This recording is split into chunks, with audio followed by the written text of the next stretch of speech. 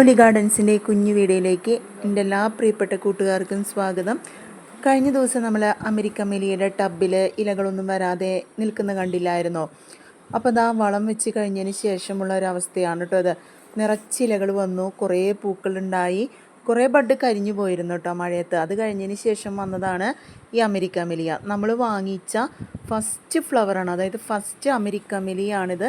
എനിക്ക് ഏറ്റവും ഇഷ്ടപ്പെട്ട, ലോട്ടസിൽ ഏറ്റവും ഇഷ്ടപ്പെട്ട ഒരു വെറൈറ്റിയാണ് അമേരിക്കൻ മെലിയ. ഇനിയും വാങ്ങാത്തവർ വാങ്ങിച്ച് നടണം. 15 ദിവസത്തിനുള്ളിൽ നമുക്ക് പൂക്കളുണ്ടാകുന്ന ഒരു വെറൈറ്റിയാണ്. കാണാൻ നല്ല ക്യൂട്ടാണ് അമേരിക്കൻ മെലിയ. ഒരേ സമയം തന്നെ ഒരു 5-8 പൂക്കളുണ്ടാവും കേട്ടോ.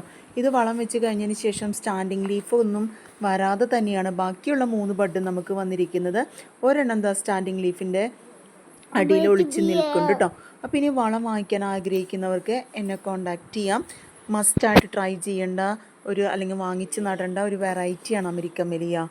So thank you so much. Video കണ്ട് ഇഷ്ടപ്പെട്ടാൽ സബ്സ്ക്രൈബ് ചെയ്യുക. Thank U.